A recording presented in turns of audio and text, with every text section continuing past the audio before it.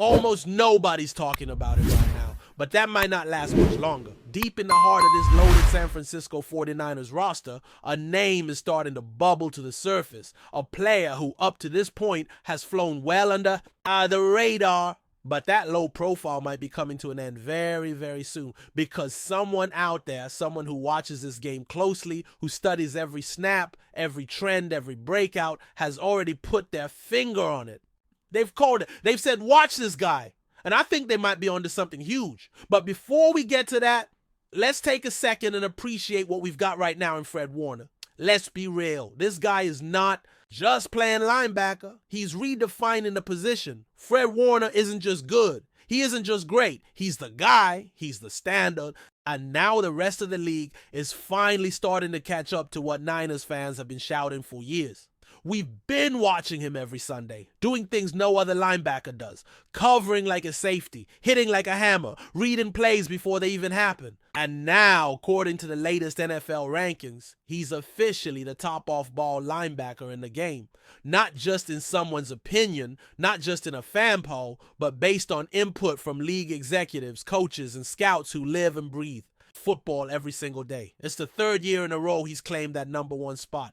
Think about how insane that is. In a league that moves fast where players fade in and out of relevance in a blink, Fred has held that crown for 3 straight seasons. Over 80% of first place votes went to him. That's not a close race. That's domination. That's Fred Warner putting on a masterclass year after year, whether people are watching or not. And here's something they didn't even mention in the official report, but we all need to keep it front of mind. He did a lot of this on a broken ankle. Yeah, you heard that right. This man was out there running sideline to sideline, covering tight ends and slot receivers, making plays in the backfield, barking out calls like a field general, all with a serious injury. That's warrior stuff. That's not normal. That's legendary. And somehow he still managed to play every single game except one in his entire career.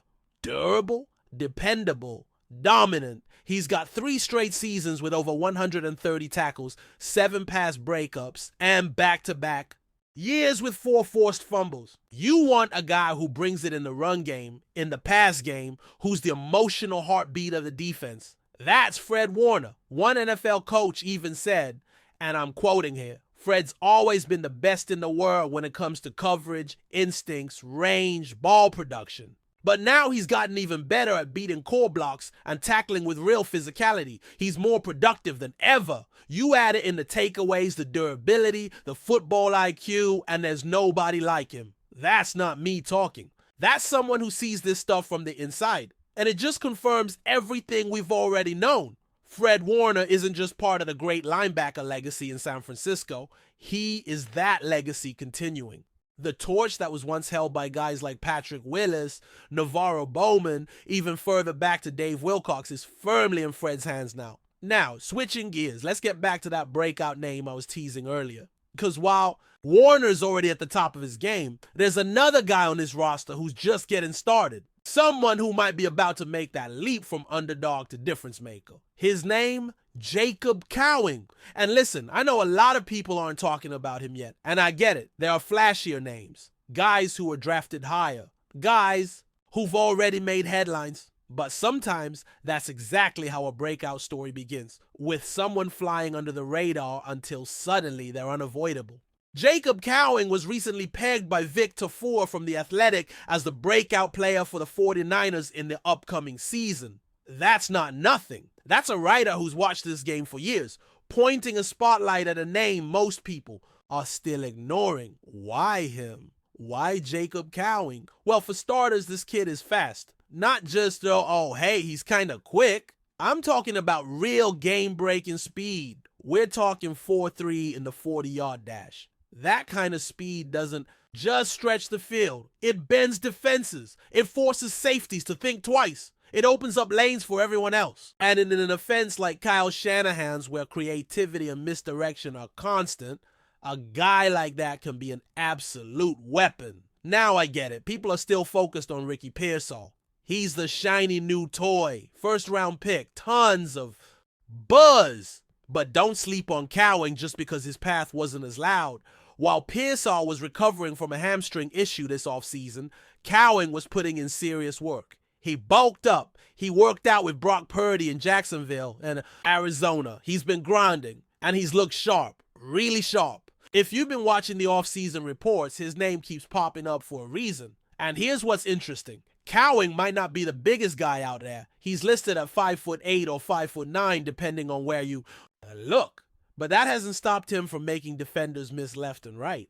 He's slippery. He's got that twitch. And one of the best defensive backs on the Niners roster, Diomedor Lenoir, even said last year that Jacob was one of the hardest players to bring down in space. That's not just hype.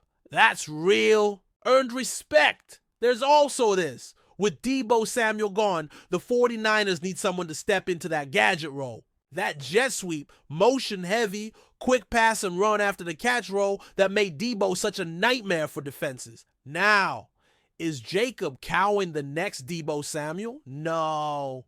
That's not fair to either of them. But could Cowing be the guy who fills that niche in his own way? Absolutely. He's got the quickness, the acceleration, the vision. And now, with added muscle and a full off season of training with his quarterback, he's setting himself up to earn Shanahan's trust. The hardest thing for a young receiver to do in this system. We've seen what happens when someone finally breaks through that wall with Kyle. You earn that trust and suddenly the playbook opens up. You go from just another camp body to someone the offense starts to feature. That's the opportunity in front of Jacob Cowing right now. And with Brandon Ayuk still sidelined and Jawan Jennings deep in a contract negotiation, those reps are going to someone. Why not Cowing? We've seen it before too. A guy with elite speed gets dropped into Shanahan's offense and suddenly everyone's scrambling to cover the jet sweep, the orbit motion, the end around. Xavier Worthy made headlines in Kansas City with that exact formula. Cowing might not be as highly touted, but he brings that same threat. And honestly, that might be the edge he needs. Nobody's expecting him. No one's game planning for him. That can be a powerful thing, especially early in the season. And let's not forget, this isn't just about their offense. It's about roster construction, about what the 49ers are going to need when the season starts. Injuries are going to happen. Depth is going to matter. And a guy like Cowing with that speed and that versatility could be the difference between a stalled drive and 6 points. So yeah, I'm buying the breakout hype. I think Jacob Cowing is going to surprise a lot of people this year. The skill is there. The speed is real. The opportunity is forming right now in training camp.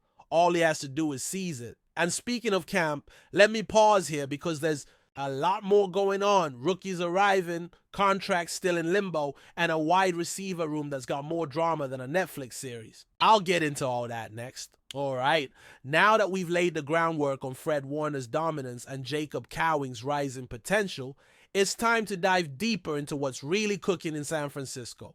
The 49ers wide receiver room this offseason has been a roller coaster. And honestly, the drama surrounding the contracts and roster moves might end up defining their offensive identity almost as much as Kyle Shanahan's playbook. Because when you peel back the layers, the question isn't just about talent anymore. It's about who's locked in, who's motivated, and who's going to show up when the lights are brightest. Let's start with Brandon Ayuk. This guy has been a big name in the Niners offense since he arrived, with flashes that made you think this is going to be a star. But this offseason, he's been nowhere near the field, thanks to a nagging hamstring injury that just won't seem to quit. The timing couldn't be worse, not just for him, but for the team. The offense needs his speed, his ability to stretch the defense, and that clutch catch ability when the pressure's on. But right now he's sidelined and it's unclear when he'll be back to full strength. But before we dive in, don't forget to subscribe to 49ers Zone and hit the like button on this video. Your support helps us keep bringing you the latest updates on the San Francisco 49ers. And don't forget to share your thoughts on the news in the comments below. Rumors are swirling out of Santa Clara, and if they're even half true, head coach Kyle Shanahan may be walking a razor-thin line as training camp heats up.